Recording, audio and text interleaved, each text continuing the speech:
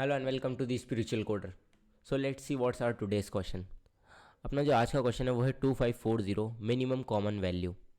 सो देखते हैं problem statement क्या है। प्रॉब्लम स्टेटमेंट है गिवन टू इंटीजर्स अरे nums1 and nums2 sorted in non decreasing order, return minimum integer common to both arrays.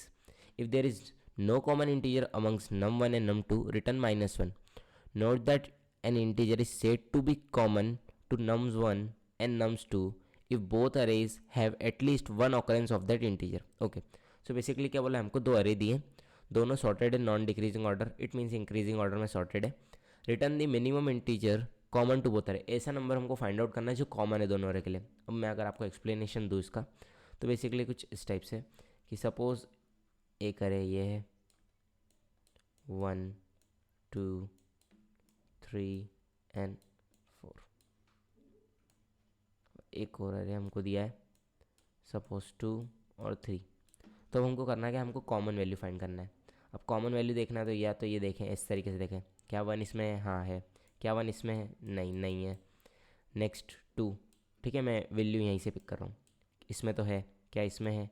हाँ इसमें है। जैसे हमको वैल्यू मिली हमने कर दिया रिटर्न वैल्यू को, क्योंकि यही हमारा आंसर है। इट मीन्स हमको क्या करना है, हमको वो वैल्यू फाइंड आउट करनी है जो बोथ अरे में कॉमन है। चलिए सोचते हैं कैसे करना है। तो आई थिंक बेसिकली जो दिमाग में सबके आ रहा होगा लॉजिक, जो first of all I think सबके माइंड में आता है, वो आता है n² वाला। आई थिंक पहले इस अरे को ट्रैवर्स करने लगते हैं और देन इस अरे को ट्रैवर्स करते हैं। इट मीन्स एक लूप लगाते हैं और उसके अंदर एक और लूप लगा लेते हैं और हर एलिमेंट को चेक कर लेते हैं। यहाँ से पहले 1 सेलेक्ट होगा, देन हम 1 को पूरे अरे में चेक करेंगे। देन यहाँ से हमारे पास नेक्स्ट वैल्यू क्या है 2, तो 2 आएगा। फिर हम इस वाले लूप से 2 को पूरे अरे में चेक करेंगे। देन हमारे पास आएगा 3, देन हम 3 को इस अरे में पूरा चेक करेंगे।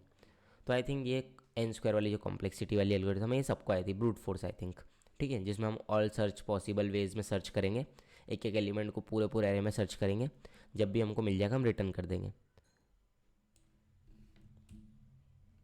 ठीक है। तो हमको ये यूज़ नहीं करना है, हमको यूज़ करना है कुछ बेटर वे।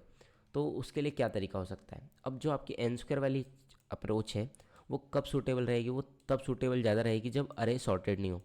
अभी अरे सॉर्टेड है, तो जब हमको पता चल जाएगा कि कोई एलिमेंट उससे बड़ा आ गया तो हमको क्या उसके आगे सर्च करना चाहिए? नहीं, उसकी कोई नीड ही नहीं है। तो हम इस तरीके से सर्च कर सकते हैं। अभी जैसे अगर मैं आपको एक एक्सप्लेनेशन दूँ, जैसे ये अरे है, इसमें 1 2 4, और अगर ये एक और वैल्यू लूँ, आई थिंक मैं ले लूँ 3 और 5। तो जैसे ही मैंने सपोज़ यहाँ से 1 चूज़ करा, अब अगर मैं 1 को इसमें ढूंढने गया, अब इसमें 1 क्या स्टार्टिंग में मिला, यहाँ 1 तो नहीं है। इस वैल्यू से मैंने इसको कंपेयर करा।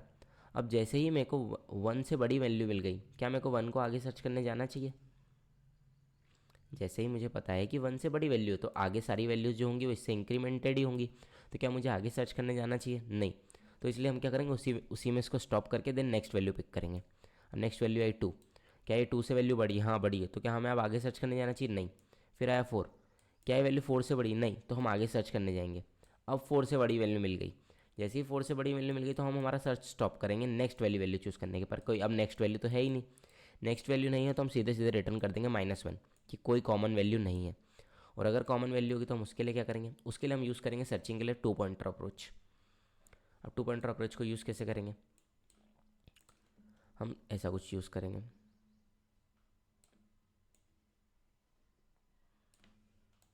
ठीक है, एकदम बेसिक सा एग्जांपल, ठीक है। हम 2 पॉइंटर का यूज़ करेंगे। एक पॉइंटर हमारा रहेगा यहाँ फर्स्ट, और एक पॉइंटर हमारा यहाँ रहेगा जिसको मैं नाम दे देता हूँ सेकंड। तो बेसिकली क्या करेंगे, हम कंपेयर करेंगे हर बार फर्स्ट को सेकंड से। अभी हम चेक करेंगे क्या फर्स्ट वाले एलिमेंट पर जो वैल्यू है, ठीक है, वैल्यू कंपेयर करेंगे है ना अपन। तो इसको अरे के फॉर्म में लिख दूँ, यहाँ आएगा nums1 और ये भी nums2 है, ठीक है। आप लोग समझ जाना, यहाँ nums2 आएगा यहाँ पर। तो अगर बोथ वैल्यू इक्वल हो गई, सपोज़ यहाँ से वैल्यू जो मिली इसके इक्वल हो गई, तो हम सीधे सीधे क्या करेंगे, हम रिटर्न कर देंगे नम्स की उस वैल्यू को। तो हमको लिखना पड़ेगा नम्स के 1 का फर्स्ट, ठीक है, अगर ऐसा हो गया। लेकिन अगर सपोज़ हमारी फर्स्ट की जो वैल्यू है वो छोटी है सेकंड के वैल्यू से, सपोज, ठीक है। ये पहला इफ होगा।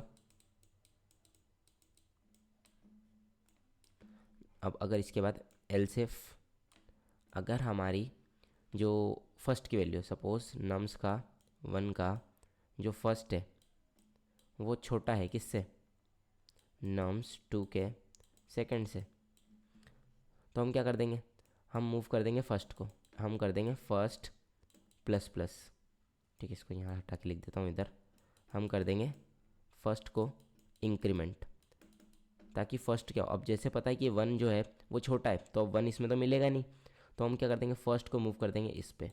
तो अब फर्स्ट की वैल्यू कितनी होगी 2, देन फिर इसने चेक करा क्या 2 इक्वल टू 2 है, हाँ हो गया। अब सपोज़ अगर ऐसा सीनेरियो नहीं होता, यहाँ पर कोई और डिफरेंट वैल्यू होती, और सपोज़ नम्स 1 अब की बार छोटा नहीं, अब की बार नम्स 2 छोटा है, तो हम क्या करेंगे, एल्स में यहाँ लिख देंगे सेकेंड को प्लस प्लस। बस इतना ही अप्रोच है टू पॉइंटर में। अगर मैं आपको इसका कोड करके बताऊँ तो आप आई थिंक ज़्यादा बेटर समझ पाएंगे। बेसिकली मैंने क्या लिया, एक लिया फर्स्ट जिसको रख लिया 0 पे, फिर मैंने लिया एक सेकंड जिसको भी रख लिया 0 पे, और मैंने लगाया एक वाइल लूप। अब ये प्रोसीजर चलना कब तक चाहिए, जब तक अपने दोनों वेरिएबल है जो वो रेंज में है, जब तक फर्स्ट क्या है, less than nums 1 dot length and second भी क्या होना चाहिए, less than nums 2 dot length से, ठीक है। इतना आप आई थिंक समझ गए होंगे। अब जो अपन ने बोला था वही कोड करना है अपने को, कि अगर नम्स 1 का एफ जो है वो इक्वल इक्वल हो जाए नम्स 2 के सेकेंड से,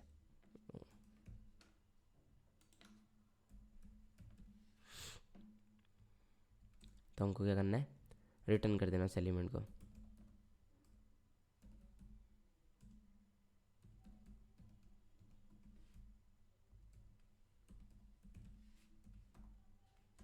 ठीक है, नेक्स्ट। इतना प्रोसीजर तो आई थिंक ईजी था। नेक्स्ट एल्स इफ, अगर, ठीक है, लेस देन है नम्स 2 के सेकेंड से, ठीक है। अगर ऐसा होता है तो हमको क्या करना था, हमको करना था हमारे फर्स्ट को increment,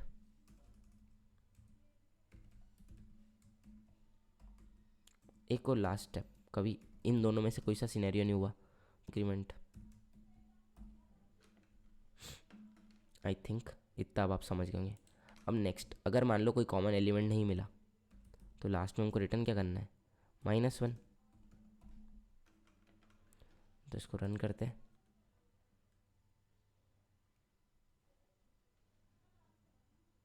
can not find symbol first, okay मैंने यहाँ टाइपिंग मिस्टेक कर दी थी, FIRST RS,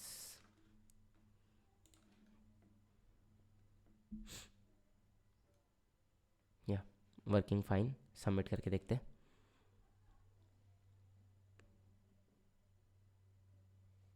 परफेक्टली वर्क कर रहा है। अब बेसिकली एक और चीज़ जो मुझे आपको लास्ट बतानी है कि इसमें क्या हो रहा है, हम दोनों अरे को लीनियरली ट्रैवर्स कर रहे हैं, और लीनियरली ट्रैवर्स के साथ हम कोई डबल लूप वगैरह भी यूज़ नहीं कर रहे। तो इसकी जो कॉम्प्लेक्सिटी है वो भी है order of n+m, n first अरे की लेंथ है और m सेकेंड अरे की लेंथ है, ठीक है। तो बेसिकली क्या है, एक तरीका और है जो है बाइनरी सर्च, उसका भी हम इसमें यूज़ कर सकते हैं। अब बेसिकली करना क्या है उसमें वो भी मैं एक बार आपको बता दूं।